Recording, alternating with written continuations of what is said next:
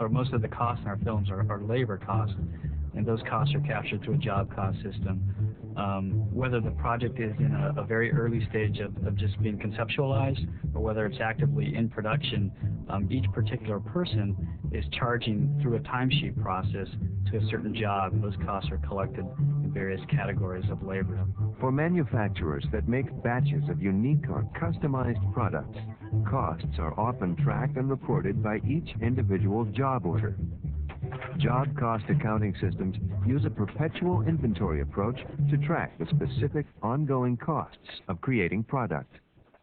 What we call a cut order is issued, which is a ticket which goes out to manufacture a certain number of pillows. So that cut ticket goes to the cutting department, which is where the fabric. So he goes to the inventory and they release a certain amount of fabric for him to cut.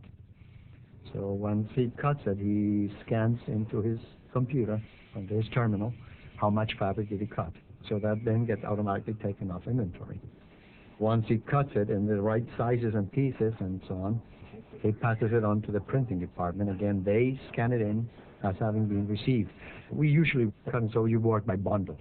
Let's say 24 pieces in one bundle. So then that bundle gets scanned in the printing department. They print it.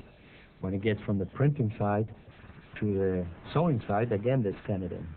So you know at each step of the process how much material you have handled, how much you receive, how much you send out, so you know your waste, how much you lost in the process. You know also how long it took you, because you have the labor factors for those things. So once you get into sewing, again the same thing happens. They sew it into pillow covers. And then when it goes out of sewing, it gets scanned. Then it goes into the blowing department, and then it comes out of there. They scan how many pillows it drew.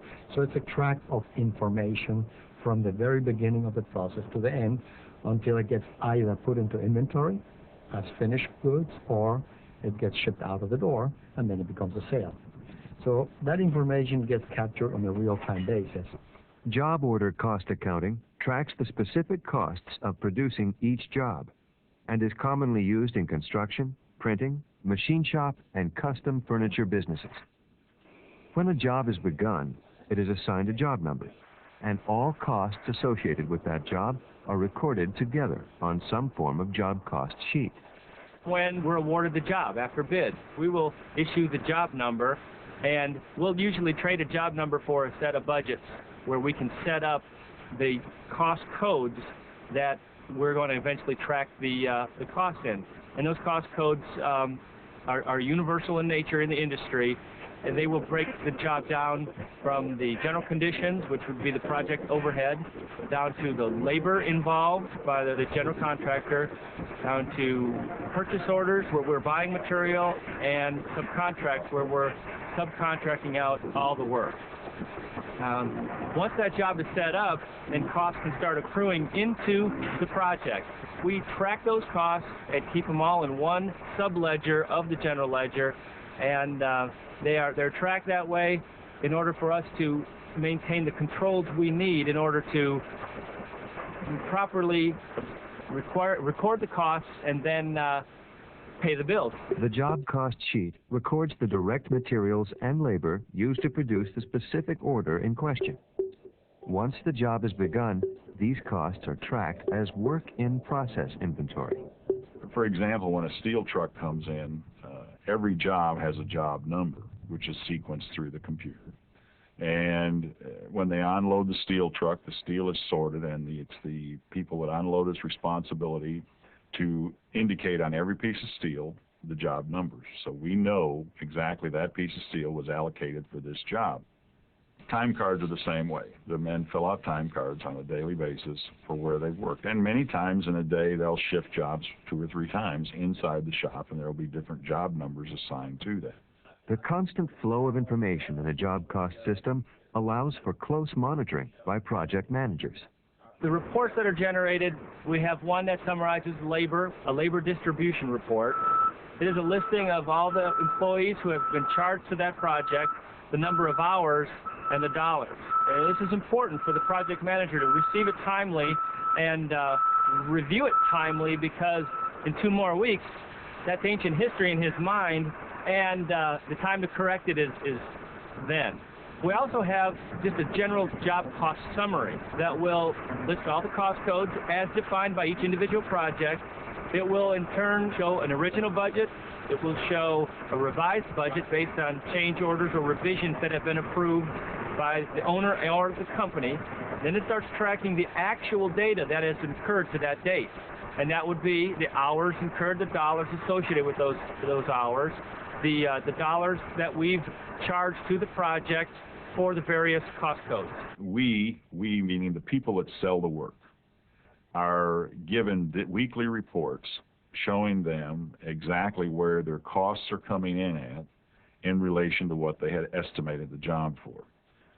In this business, almost everything is estimated from scratch as a new project. We do get repeat work, but 90% of what we do is a one-time deal.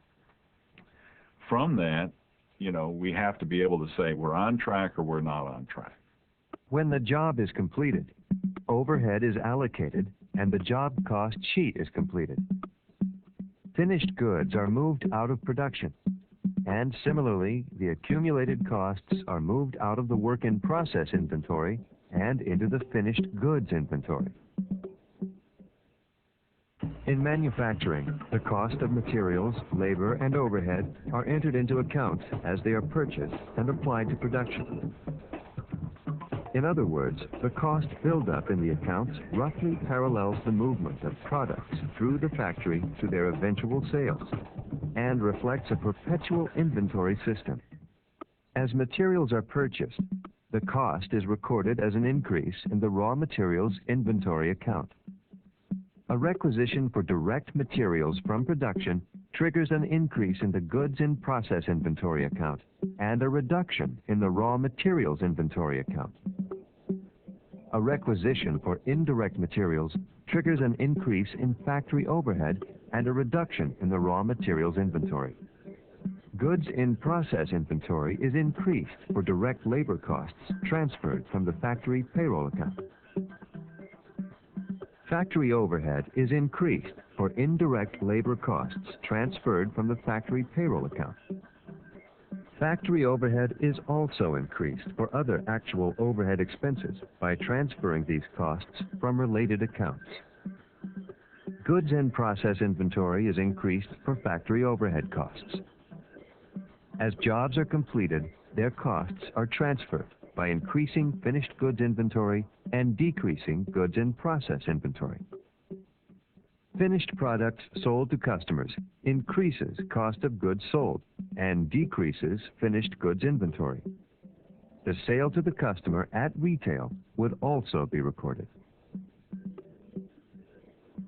The recording and assignment of factory overhead costs is more complicated than direct materials or direct labor costs.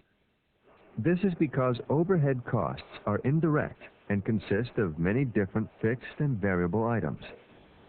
It is practically impossible to precisely assign all actual overhead costs directly to a job order or unit of product.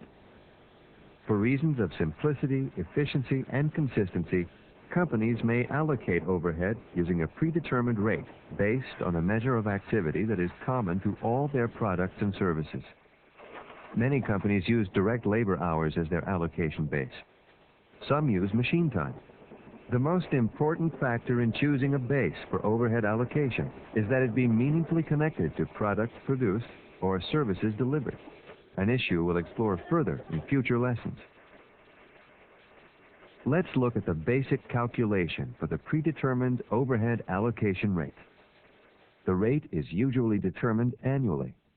A company must forecast the total manufacturing overhead cost for the year and divide it by the estimated total activity in the allocation base. For example, if a company estimates annual manufacturing overhead costs of $400,000 and is using an estimated 50,000 direct labor hours as an allocation base, then its predetermined overhead rate would be $8 per direct labor hour. Some companies believe that a single overhead allocation base does not provide enough information to accurately assign costs. By separating manufacturing overhead into meaningful components, a multiple allocation rate can be determined that may improve allocation of costs. One factor to remember about assigning overhead using a predetermined rate is that the amounts allocated throughout a period will never exactly match the actual overhead costs. Thus, periodically, the allocated overhead must be compared to actual overhead, and the differences accounted for. When the overhead applied within a period is less than the actual overhead incurred, the resulting debit balance is called underapplied overhead.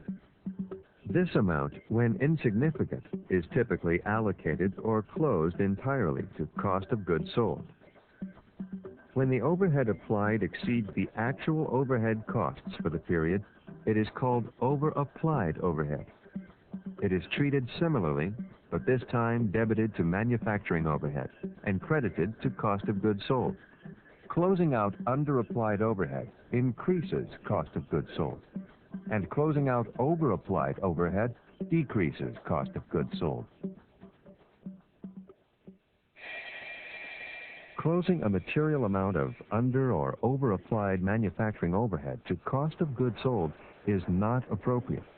Doing so will misstate cost of goods sold on the income statement, as well as ending balances in the goods in process and finished goods inventories on the balance sheet.